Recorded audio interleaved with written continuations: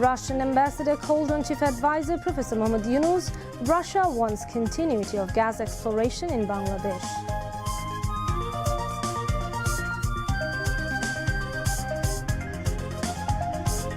About $200 crore siphon money can be returned back by this year, says finance advisor. National Fitra Fixation Committee has set minimum fitra per head at 110 taka and maximum 2,805 taka.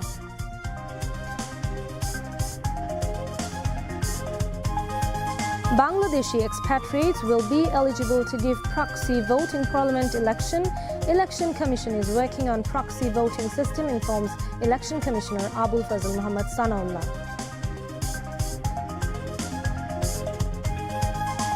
Information and Broadcasting Advisor Mahfouz Alam directed BTV officials to improve programs and news to make them more appealing to the young generation.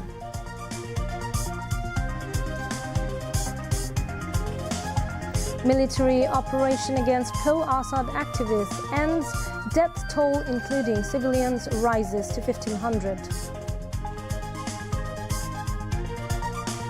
And in Champions League's last 16 second leg matches tonight, Barcelona faces Benfica, Liverpool takes on PSG, Bayern Munich plays Leverkusen, and Inter Milan meets Feyenoord. Assalamu alaikum. I'm Tulika Mulika Das, welcoming you all to News at 10. You have just heard the highlights. Now moving on to the details. Russia has sought the cooperation of Chief Advisor Professor Mohammad Yunus to ensure continuity in the work of state-owned Russian company Gazprom International in gas exploration. The Russian ambassador to Bangladesh, Alexander Zhikozin, placed the request when he called on the Chief Advisor at the State Guest House, Jamuna, today. The Chief Advisor thanked Gazprom for the necessary preparations for drilling 5 wells in Bhola and informed that the Ministry of Power, Energy and Mineral Resources was working on the issue and open to further cooperation in this regard. The ambassador discussed various issues during the meeting, including general and trade cooperation. The ambassador informed that Russia is also preparing to supply 30,000 tons of MOP fertilizer to Bangladesh as a gesture of friendship. He also informed the Chief Advisor of a significant rise in the number of visas issued to Bangladeshis who discovered Russia as a new job destination in the fields of agriculture and shipbuilding. The Chief Advisor thanked Russia for being with Bangladesh during the critical time of the post-liberation war. The lowest fitra for this year has been fixed at taka 110 and the highest fitra will be 2,805 taka. The decision was taken at a meeting of the National Sadaqatul Fitra Fixing Committee today at the conference room of the Islamic Foundation, Baitul Mukarram. President of the National Sadaqatul Fitra Fixing Committee and Khatib of Baitul Mukarram National Mosque, Maulana Mufti Abdul Malik, presided over the meeting. A unanimous decision was taken at the meeting that according to Islamic Sharia, fitra could be given by flour or atta, barley, raisins, dates and cheese. Any one of these items is acceptable for giving fitra. In the case of flour or atta, 1 kg and 650 grams or 110 taka has to be given, while in the case of barley, 3 kg and 300 grams or 530 taka has to be given as fitra. If anyone wants to give fitra by dates, the amount will be 3 kg 300 grams or 2,310 taka, while in the case of raisins, the amount will be 3 kg and 300 grams or 1,980 taka. And in the case of cheese, the amount will be 3 kg and 300 grams or 2,805 taka.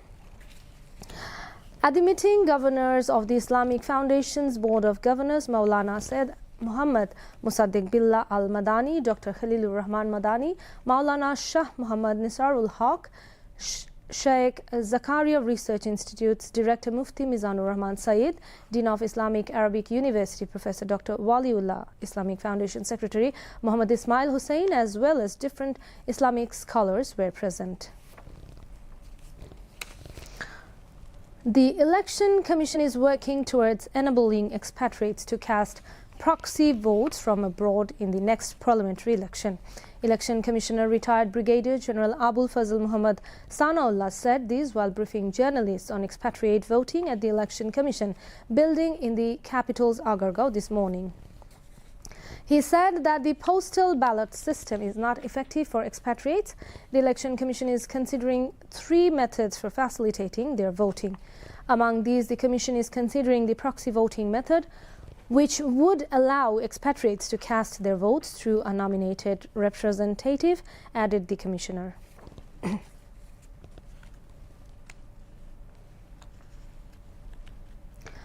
Finance advisor Dr. Salahuddin Ahmed has said that 100 crores of dollars siphoned abroad can be brought back during the current fiscal. The advisor stated these after the meeting of Advisory Committee on Purchase at the Secretariat today.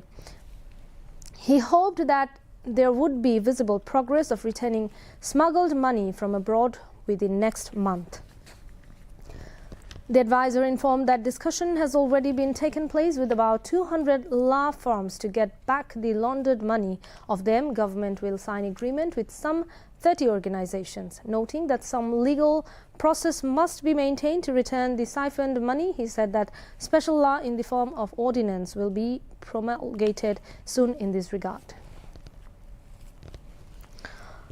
In order to improve law and order situation in the capital, auxiliary police will begin work soon as an assisting force of the police.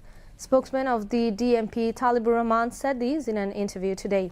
Talibur, also a Deputy Assistant Commissioner of the DMP, said the auxiliary police will have the power to arrest anybody. He said as many as 430 individuals will start work as auxiliary force at the earliest to assist police. The DMP spokesman went on saying that accountability of auxiliary police will be ensured so that none can misuse of power. The DMP commissioner has announced recently that auxiliary police will ensure security of shopping malls and residential areas in the capital. The idea of auxiliary police is new in Bangladesh, but different countries have such police forces.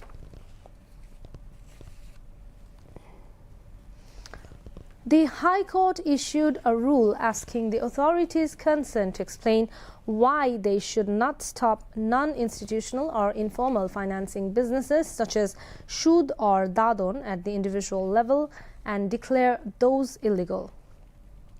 A High Court bench comprised of Justice Muhammad Ashraful Kamal and Justice Qazi Waliul Islam passed the order today after hearing a writ petition filed by Shochindranath Shil from Shonadanga of Khulna. The court instructed the chairman of the Microcredit Regulatory Authority to dispose of the petition within the next 2 months. Advocate Farhaduddin Ahmed Bhuiya moved the plea before the court.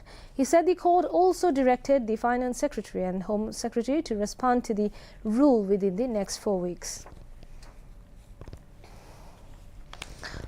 Information and Broadcasting Advisor Mahfouz Alam has directed officials of the BTV to produce quality programs and broadcast objective news to turn the channel more acceptable to the young generations.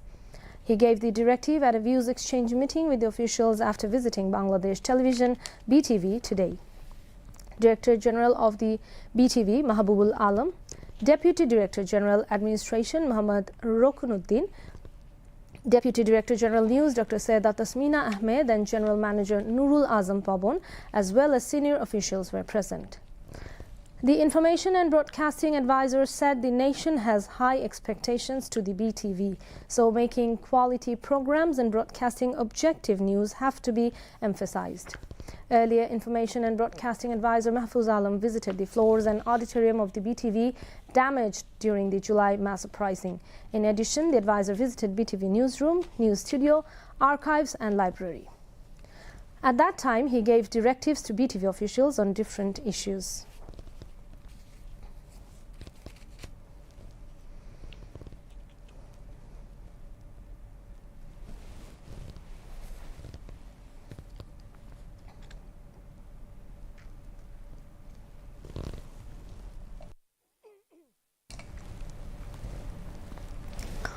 Information and Broadcasting Advisor Mahfouz Alam said the government will do whatever necessary for Bangladesh Sangbad Sangstha BSS so that it can play vital role as a news agency in the international area, especially in South Asia.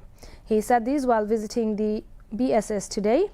Managing Director of the BSS, Mahbub Murshed, welcomed the Information and Broadcasting Advisor. Mahfouz Alam said the country is now at a war situation. The defeated force is spreading disinformation and propaganda. So in this case, the BSS has to play a vital role by presenting true information.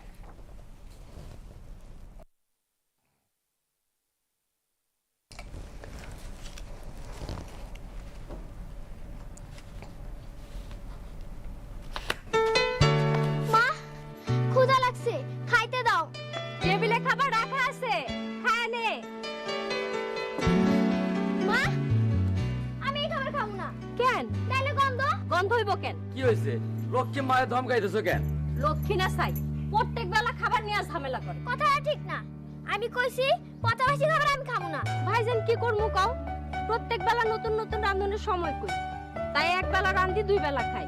একবার রান্না করে দুই বেলা খাইতেই পারো, কিন্তু রান্না করা খাবার ভালোভাবে সংরক্ষণ করে খাইতে হইব। সেটা আবার কেমনে? রান্না করা খাবার স্বাভাবিক তাপমাত্রায় 2 ঘন্টার বেশি রাখা যাইব না। 2 ঘন্টার বেশি রান্না করা খাবার খাওয়ার আগে আবার ভালো কইরা গরম করে নিতে হইব। মামা, তুমি মাইরে কও, তোমার পরামর্শ মাইনা চলতে। ঠিক আছে রে মা, আর কইতে হইব না। পচাবাসি খাবার খেলে অসুখ হবে সবাই বলে। সুস্থ দেহ যদি চাই, টাটকা খাবার সদাই খাই।